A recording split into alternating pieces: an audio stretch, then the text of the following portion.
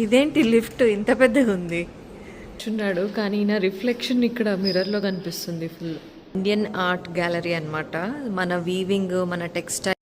Hi, అందరు ఎలా ఉన్నారు? ఈరోజు ఎక్కడికి వచ్చారు అనుకుంటున్నారా?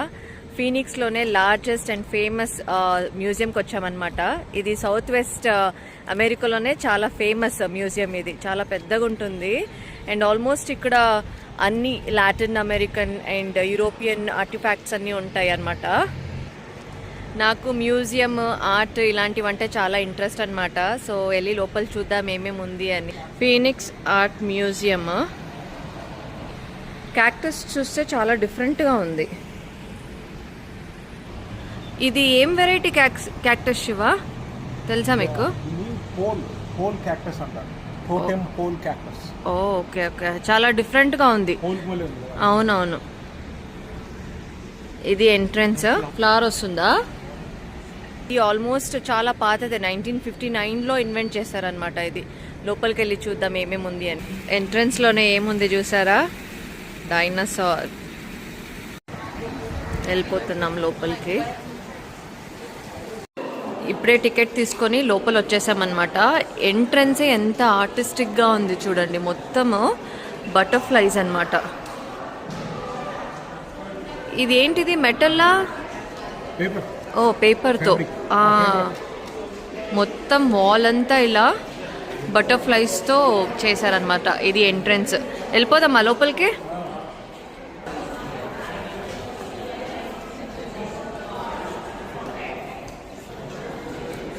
మొత్తం పేపర్ వాడారు, కానీ దూరం నుంచి చూస్తే మెటల్ లాగా అనిపిస్తుంది. బటర్ఫ్లైస్.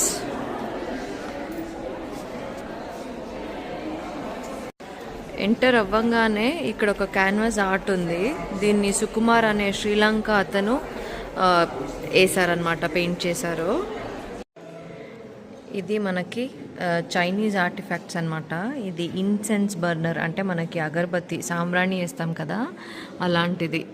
చాలా పాత పురాణ కాలంది ఇది. ఆల్మోస్ట్ 1675లో ఆ టైంలో వాడేలాంటి వస్తువులు అనమాట ఇది.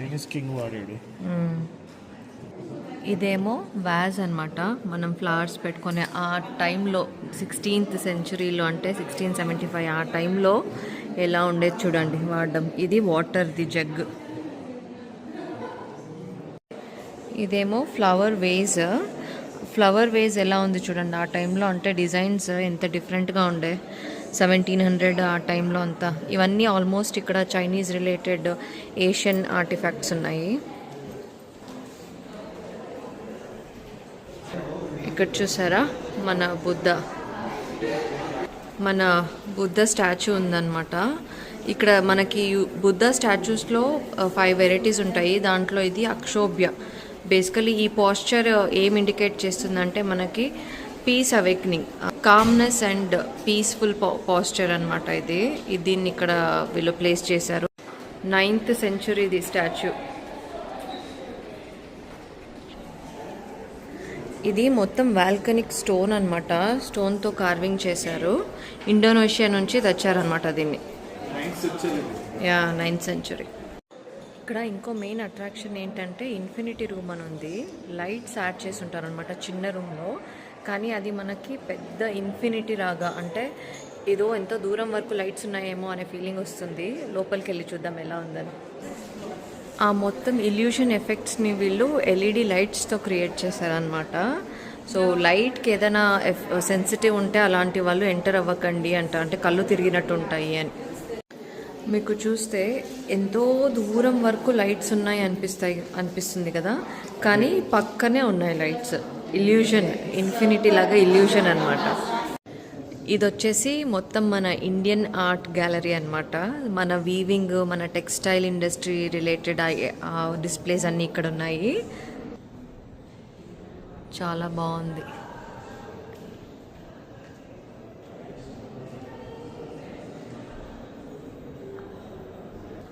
ఇది వచ్చేసి మనకి పంజాబ్ సైడ్ చూసే వాళ్ళు ఎక్కువ వాడేలాంటి ఆర్ట్ వీవింగ్ వాళ్ళ డిజైన్ అనమాట. ఇవన్నీ సిక్ వాళ్ళు వాడతారు కదా, సో అలాంటిది.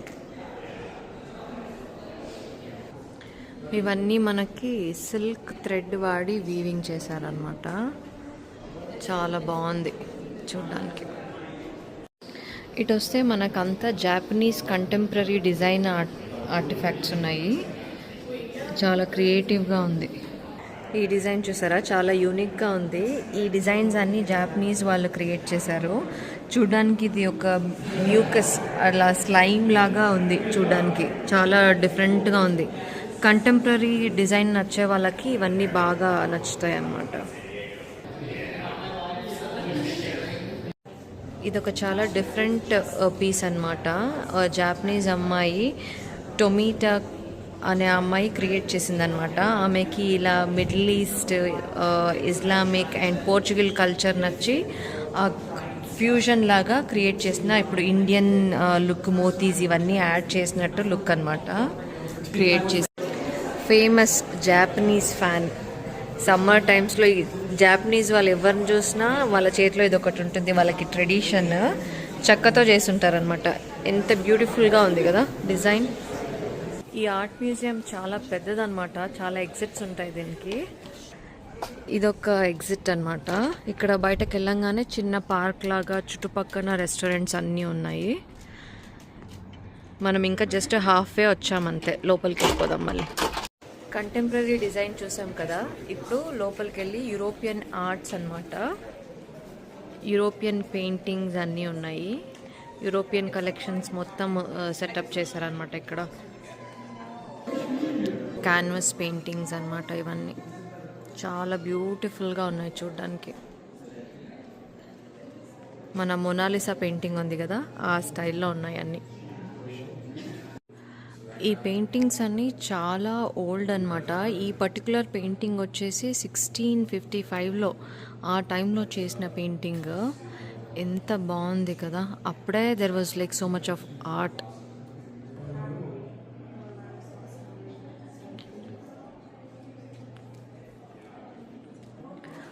ఇవన్నీ వచ్చేసి మనకి వుడ్ కార్వింగ్స్. దీన్ని ఎడారిలో ఆర్ట్ లాగా డిస్ప్లే కోసమని ఈ డిజైన్ పెడతారంట. ఇలా డిస్ప్లే చేస్తారు. ఈ సెక్షన్లో మనకి మొత్తం అన్ని వుడ్ కార్వింగ్స్, వుడ్ ఆర్ట్. వుడ్తో మనము ఎన్ని రకాల డిజైన్ చేయొచ్చు అనేది ఇలా డిఫరెంట్ ఆర్ట్స్ అన్నీ చేసి ఒక వాల్ క్రియేట్ చేశారు ఇక్కడ. చాలా డిఫరెంట్గా ఉంది మొత్తం అన్నీ. ఈ పర్టికులర్ డిజైన్ అయితే అసలు వుడ్లో చేశారని అనిపించదు, ఏదో ఇలా స్టోన్ లాగా అనిపిస్తుంది, కానీ అది కూడా వుడ్తోనే చేశారనమాట.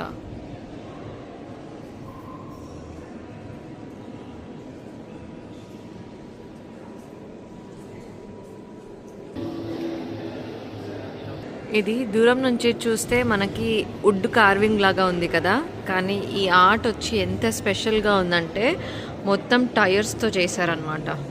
అక్కడ చూసారా, టైర్ రిప్ అయింది. ఇలా మొత్తం టైర్ని ఇలా డిజైన్ చేసి దాని మీద పెయింటింగ్ వేసి స్టాచ్యూ లాగా పెట్టారు.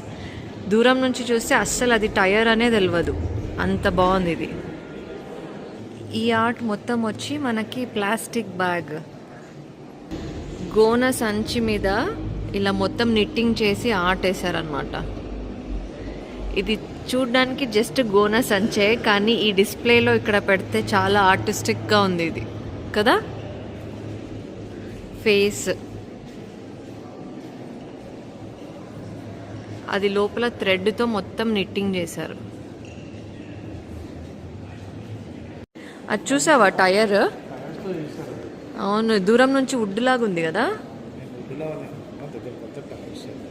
క్యాన్వస్ పెయింటింగ్ ఇది, ఎంబోస్డ్ 3D ఎఫెక్ట్లో ఉంది. చూస్తే దూరం నుంచి ఏదో లెగ్ ఇట్లా ఉంది అనిపిస్తుంది, కానీ అది మొత్తం 3D ఎఫెక్ట్.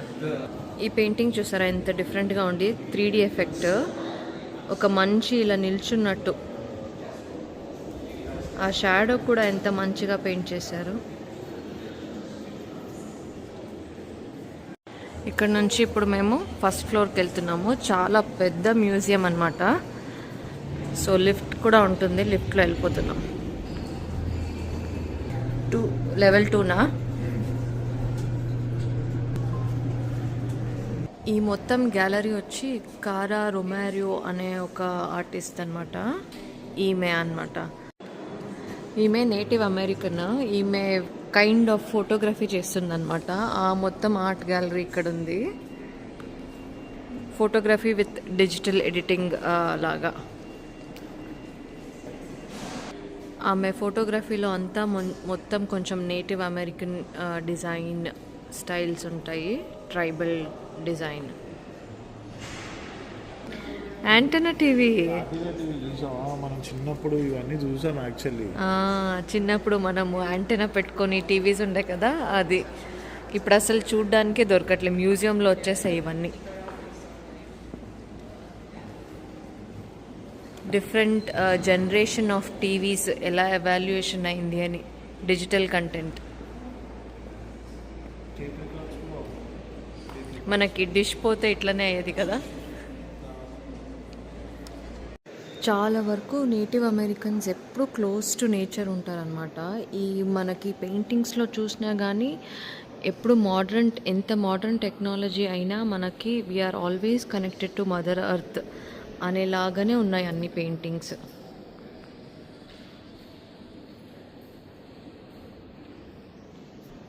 అంటే ఇలా ఓల్డ్ ట్రైబల్ కాలము కానీ we're connected to modern technology అనేలాగా.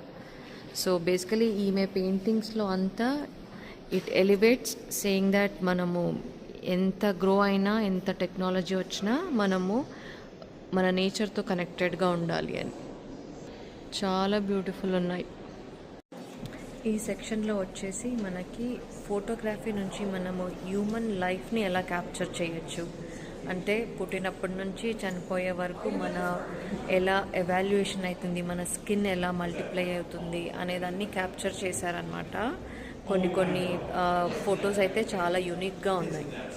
ఒక హ్యూమన్ లైఫ్ ఎక్కడ స్టార్ట్ అవుతుంది అనేది అలా ఎవాల్యుయేట్ అయ్యి ఏజ్ అయినాక అదే యంగ్ స్కిన్ ఒక ముడతలైతే ఎలా ఉంటుంది అనేది క్యాప్చర్ చేశారు.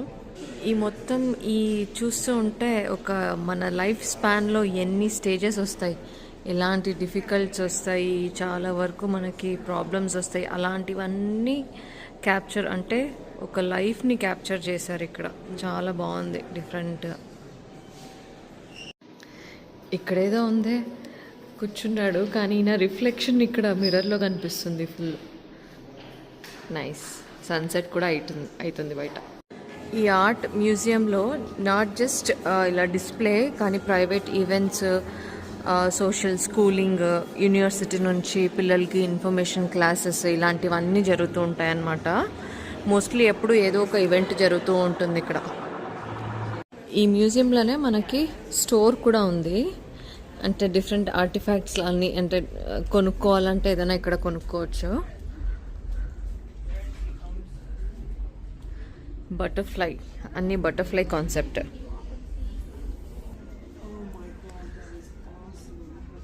ఇంటికి ఏదైనా ఇలా డెకోర్ ఐటమ్స్ ఇవన్నీ చాలా బాగుంది. కప్స్, మగ్స్ ఇవన్నీ చాలా యూనిక్గా ఉన్నాయి. పెయింటింగ్స్ ఉన్నాయి, బుక్స్ ఉన్నాయి. ఈ షార్ట్ గ్లాసెస్ ఉన్నాయి ఇక్కడ. క్యాక్టస్ స్టైల్ అనమాట. సేమ్ గ్లాసెస్ నా దగ్గర మా ఇంట్లో ఉన్నాయి. ఎంత ఉంది ఇది? $596 ఒక cup.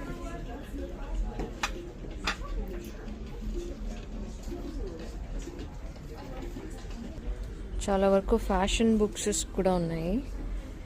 YSL book.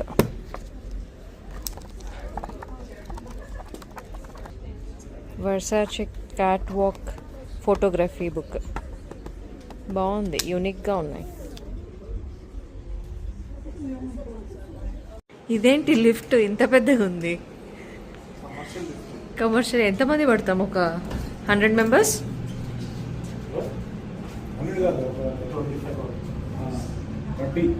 30 మెంబర్సా? Yeah.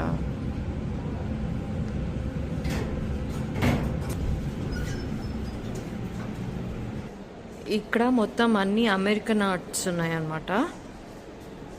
West American art, grand canyon, ఇది నేటివ్ ఇండియన్, ఒక ఒకప్పుడు ఇల్లులు ఇలా ఉండేది.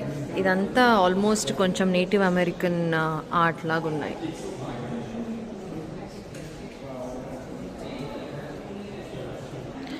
మనకి ఇక్కడ వెస్ట్ అమెరికాలో అంటే ఎస్పెషల్లీ ఆరిజోనా ఇట్ సైడ్ అంతా నేటివ్ అమెరికన్ ట్రైబ్స్ ఎక్కువ కదా, సో వాళ్ళని ఫీచరింగ్ చేస్తూ ఈ పెయింటింగ్ చేశారనమాట. Tribe native American tribe. ఈ గ్యాలరీలో మొత్తము ఒకప్పుడు మనకి ఇల్లు ఎలా ఉంటుండే అనేది వాళ్ళు రిక్రియేట్ చేశారనమాట.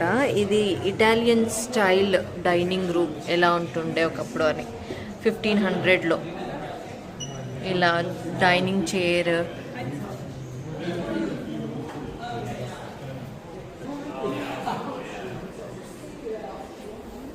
ఇది వచ్చేసేమో పెంట్ హౌస్ డైనింగ్ అనమాట. 1925లో ఎలా ఉంటుండే అనేది. చాలా క్యూట్గా ఉంది, బాగా డిజైన్ చేశారు. ఇది వచ్చి కొంచెం మోడ్రన్ 1950s ఆ టైం నుంచి. అమెరికన్ కొలోనియల్ బెడ్రూమ్ ఎలా ఉంటుండే 1740sలో ఆ టైంలో బెడ్రూమ్ అనేది ఇలా ఉంటుండే. వాళ్ళ వాల్ పేపర్స్, వాళ్ళ బెడ్ స్టైల్ అన్నీ ఇలా ఉంటుండే అనమాట. 1820sలో లైబ్రరీ ఎలా ఉంటుండే అనేది ఒక చిన్నగా రిక్రియేట్ చేశారు ఇక్కడ. మొత్తం అంతా రెట్రో స్టైల్. ఇది వచ్చేసి ఇంగ్లీష్ హాల్. ఎప్పుడు అంటే 1600 ఆ టైంలో, 1700 ఆ టైంలో మొత్తం వుడ్ ఉండేదన్నమాట. ఇలా వుడ్ కార్వింగ్స్ అలా వాల్ అంతా. 1840sలో కిచెన్ ఇలా ఉంటుండే. వీళ్ళు ఇక్కడ అమెరికన్ కల్చర్లో అప్పుడు కిచెన్ ఎలా ఉంటుండే అనేది రిక్రియేట్ చేశారు. అన్ని మినియేచర్ ఆర్ట్స్ అనమాట, చిన్న చిన్న ఆర్ట్స్. ఇంకా ఇదన్నీ ఫ్రెంచ్ స్టైల్ అనమాట. ఫ్రెంచ్ స్టైల్ బెడ్రూమ్ 1780sలో ఆ టైంలో, 1800 ఆ టైంలో ఇలా ఉంటుండే. ఇంకా వాళ్ళ డైనింగ్ ఏరియా అనమాట, ఫ్రెంచ్ స్టైల్ డైనింగ్. ఫ్రెంచ్ స్టైల్లో డ్రాయింగ్ రూమ్ అంటే హాల్ ఎలా ఉంటుండే అని. 18th centuryలో వాళ్ళ మ్యూజిక్ రూమ్ అనమాట. అప్పటికే ఇలా పియానో పెట్టుకొని మ్యూజిక్ అని ఒక సపరేట్ రూమ్ బిల్డ్ చేసుకుంటుండే వాళ్ళు. ఎంత క్లాసిక్గా ఉంది. ఒకప్పుడు షీల్డ్స్ అన్నీ ఇలా సిల్వర్లో చేసేవాళ్ళు. ఇది మొత్తం ప్యూర్ సిల్వర్.